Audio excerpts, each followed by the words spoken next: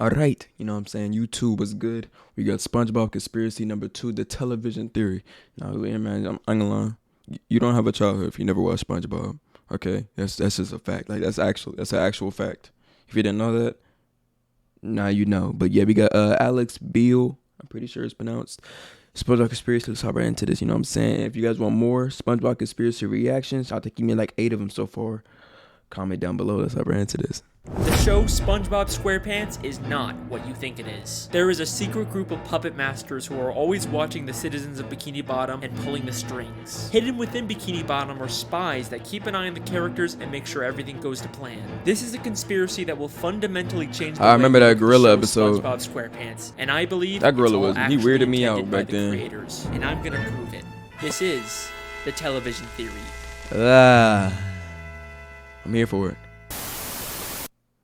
You guys had a great reaction to my Squilliam Fancyson theory, and I had a lot of fun making it. Squilliam, you lying, deceiving bastard! I didn't even realize that! But trust me when I say that what I've discovered this time is much, much bigger. To start this theory, we have to go back to the very beginning of the very first episode of SpongeBob SquarePants. The sea. The sea. So wonderful. Bikini Bottom. Here we see Bikini Bottom, teeming with life. Home of yes, one of my favorite sir. creatures, WCast. SpongeBob SquarePants. Yes, of course he lives in a pineapple, you silly. So let me ask you a question. Who's speaking in this clip? Who knows? Well, obviously that's just the narrator. We hear his voice many times throughout the show. Goo Lagoon. A stinky mud puddle for you and me. The Krusty Krab. Through these doors pass all the many kinds of undersea life. Pop's boating school. Pop's where boating diligent school. students learn the rules of the road. But who exactly is the narrator? Well, he's just the narrator, right? We're not supposed to think about who he is or why we're hearing him. Lots of shows have narrator framing devices we're not supposed to think about. True. Caillou was amazed that Mommy had made a rainbow, just like in the picture. But there's something different about this narrator. He sounds a lot like he's narrating a nature documentary. The ocean. From above, He does simple though. He blanket kind of of does though. He has a point. but below, He got a point. complex world full of I see Pearl. The sea. So fascinating. So wonderful. Here we see Bikini Bottom, teeming with life. What if I told you that he's not just some random disembodied voice? He's an actual character in this universe. What? Here we are again at the Bikini Bottom boating school. Today is once again the day of SpongeBob's boating school exam. But more importantly, this is the last test for the year. And if SpongeBob does not pass this one, it means another whole year of boating school! SpongeBob literally crashes into the fourth wall, and we actually get to see the narrator and the camera he's been filming with. The show SpongeBob SquarePants is not just a cartoon. Everything we see is a part of a nature documentary television show. I did not see the filmed by episode scuba before. divers. And if you're still not convinced, I searched really, really hard and found an old SpongeBob DVD bonus feature that basically confirms everything. Since before time even existed, land-loving scientists have tried to learn the secrets of intelligence. Their studies led them to the sea, where the citizens of one undersea colony demonstrated a genius so enormous, the scientists felt compelled to record their actions for use in teaching mankind Bro, they got ice cream how to live underwater. better. The name of this miraculous place? Bikini Bottom. Poring over the mass of brainy masterminds scattered about this strange land, the scientists chose 6 Bikini Bottom residents at random to study. As the scientists marveled at the advanced knowledge and superior intellect of these 6 creatures, I went to college! they rolled their cameras and took notes. And now, finally, we can learn all of the things that these smarty pantsuses have to teach us. Pantsuses? Life lessons from Yeah. Bikini Bottom. I don't know how it can get any more clear than that. Now, if you rewatch the show with this new information in mind, some things start to take on a whole new meaning. Throughout the series, there's this weird, unexplained running gag of a human hand Stop interfering it. with the characters. It's even in the beginning of every episode in the intro for the show. It so Maybe the is. filmmakers are doing a bit more than just studying these characters. The hand seems to mostly interfere just to maintain the health and safety of the characters, like treating SpongeBob for the studs. Keeping them alive. Well, Mr. SquarePants, it seems So you they can have the keep sun. studying Are them? you ready for your Wow. treatment? I never thought of it like Oh, that. Hans!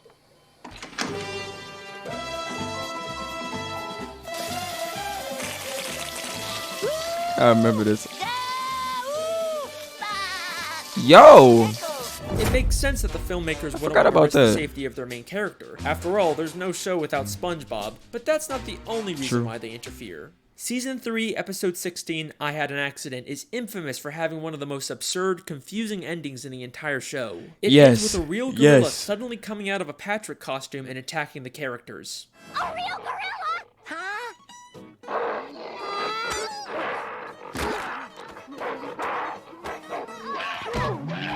Then as soon as SpongeBob begins to question the logic of the scene, this happens. What's a gorilla doing underwater in the first place? Well, it's funny you should. I mean, see, George, they're onto us. Let's get I out remember. of here. I was like, what is going on? Like, George, they're onto us. What?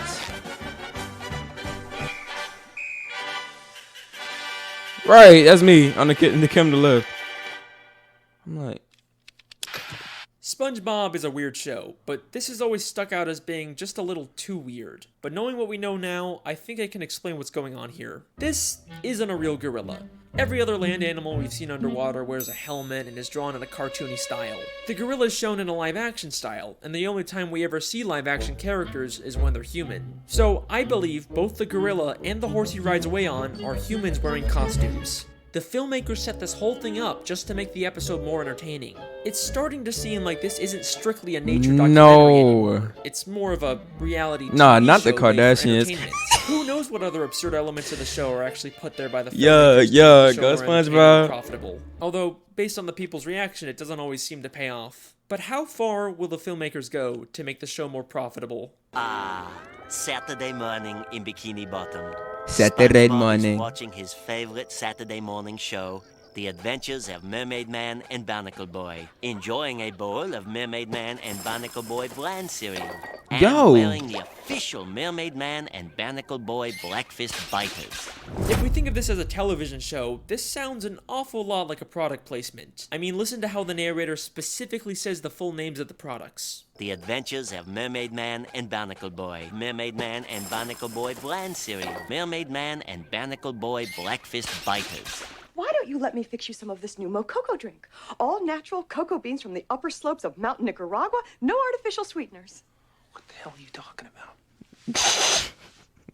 Who are you talking to? Maybe the Mermaid Man and Barnacle Boy TV show is actually from the surface world. They are human after all. It makes sense that the filmmakers would choose to highlight these popular superhero characters. The more they show, the more they're gonna sell Mermaid Man and Barnacle Boy merchandise. Hang on a second, why are Mermaid Man and Barnacle Boy the same size as all the fish in Bikini Bottom, even though humans are always shown as massive compared to fish? Whatever, I'll come back to that one later. The show doesn't even just hide product placements. In the episode Model Sponge, they literally trick SpongeBob into making a commercial for a human product. I'm ready for my close-up, Mr. Director. Very well. Loose the pants! Hans, where's my star? What's happening? What's happening? In this scene, you'll be cleaning bathroom fixtures. Okay, so where's my cleaning utensil? Don't you get it? You are the cleaning utensil. High speed! Oh no, your bathroom is a disaster. Get it cleaned up fast with the new sponge. Household chores are a snap with new sponge. It cleans sinks. Just look at that shine. This is just like in real life how SpongeBob is such a popular character that he's used to sell tons and tons of products. So far I've shown you that the show SpongeBob SquarePants is actually a documentary television show, but the creators continually interfere to push their own agendas and make more money. My goodness, they were dunking that man. Question. Do the characters know they're in a television show? Let's go back to that clip where SpongeBob hits the cameraman. It means another whole year of boarding school! What happened?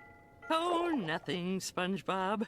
You just struck another pedestrian. Mrs. Puff calls him a pedestrian, which sounds more like she thinks he's just some random Bikini Bottom citizen. The different types of marine life in SpongeBob are so diverse and weird looking that it's not too hard to believe that the characters just think these filmmakers are another weird type of fish. And back to the gorilla episode, the gorilla and the horse immediately get nervous and run away when SpongeBob questions what's going on. Yeah, well, it's funny you should. I mean, That ending was so weird. It threw me off. So it threw me off back then. I was watching this episode late at night too. I was kind of scared to go to sleep after that. I'm like, a ton of footage of the characters interacting with the filmmakers, but I dug really deep and found the smoking gun that answers all of our questions. This is an old commercial from 2004 made to promote the SpongeBob movie.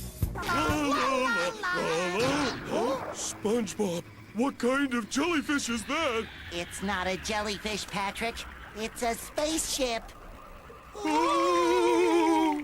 Hey guys, it's Carlos from the Zone. I was wondering if you could answer a few questions. Questions? Run for your lives! No, Pat, don't you see? It wants to learn about our world, and it's chosen us.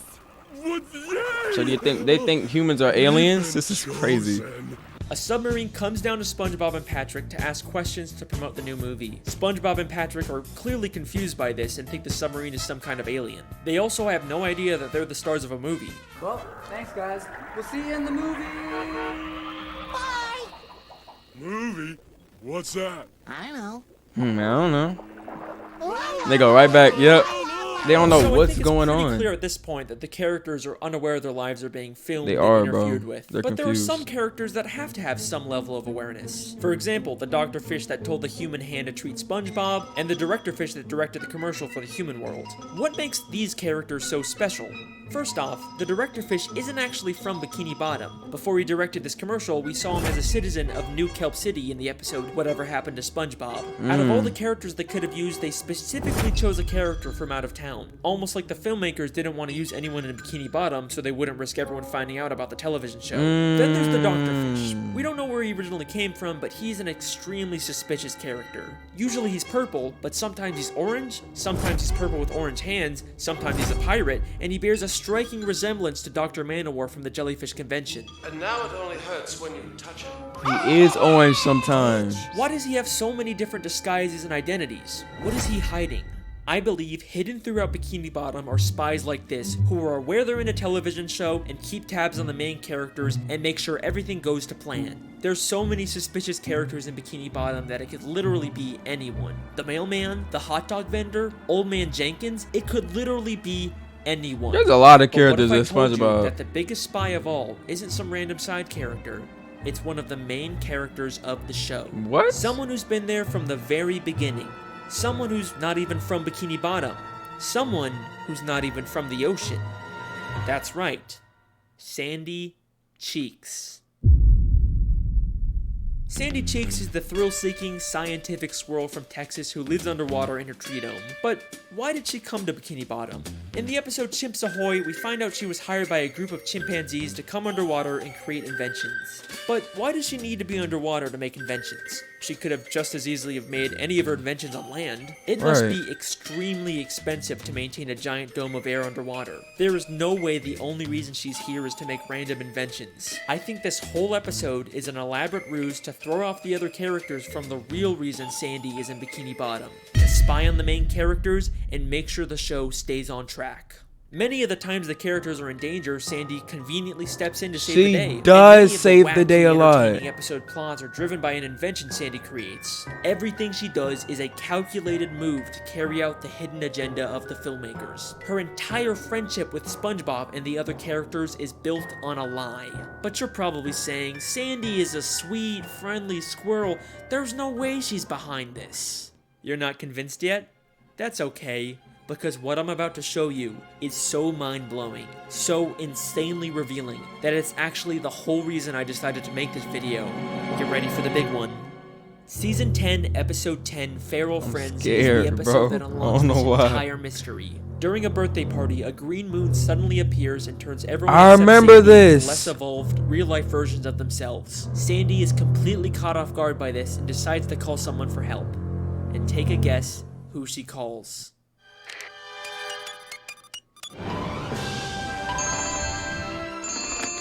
Hello, French narrator speaking. Hey, Frenchie! It's me, Sandy! Ah, Sandy Cheeks. How is it hanging? Oh, it's not hanging too good, Frenchie. You see, there's this... Don't say another word. I have been monitoring the behavior of the green moon all day. She has direct contact to the French narrator. Holy shit! Sandy literally calls the narrator to let him know what's going on and asks for instructions on what to do next. She has been working with him the entire fucking time. He even has a picture of her on his desk. Oh my goodness.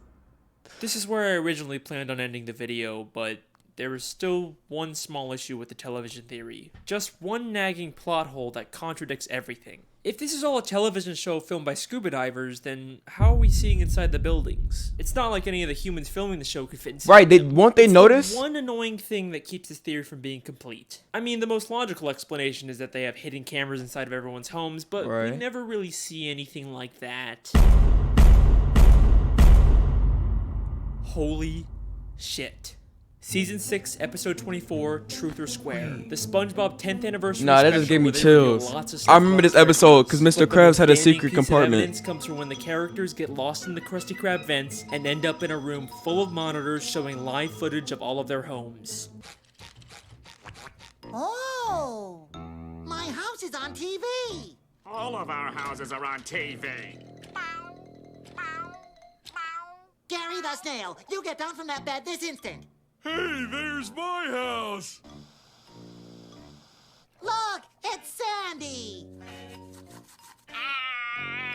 And who is the character responsible for all of these hidden Mr. cameras? Krabs. Mr. Krabs, why do you have cameras watching us?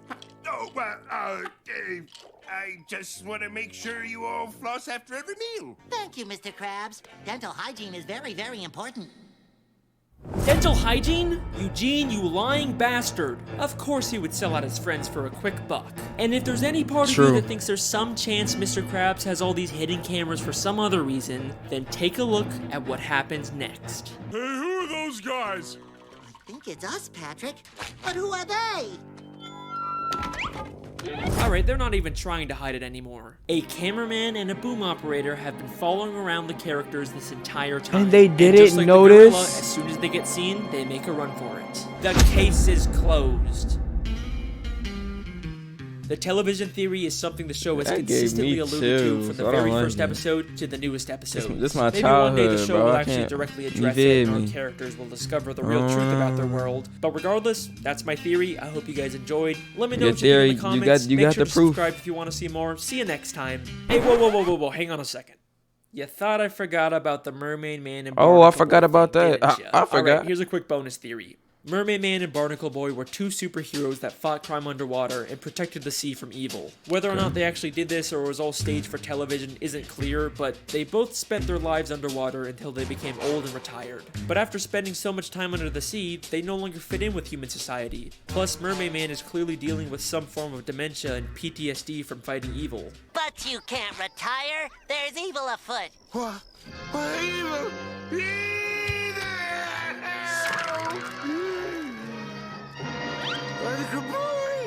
So, they decided to live the rest of their lives in Bikini Bottom. And in order to fit in better with their fellow sea creatures, they made the permanent decision to shrink themselves using Mermaid Man's shrinking belt. The case is closed. Again. I forgot about the belt that can shrink people.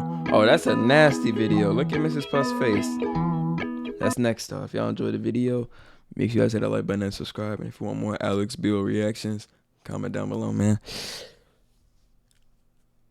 I'm kind of scared. That just... It brings SpongeBob in a new light. That's what this video does. I can't look at Sandy or Mr. Krabs the same. I can't.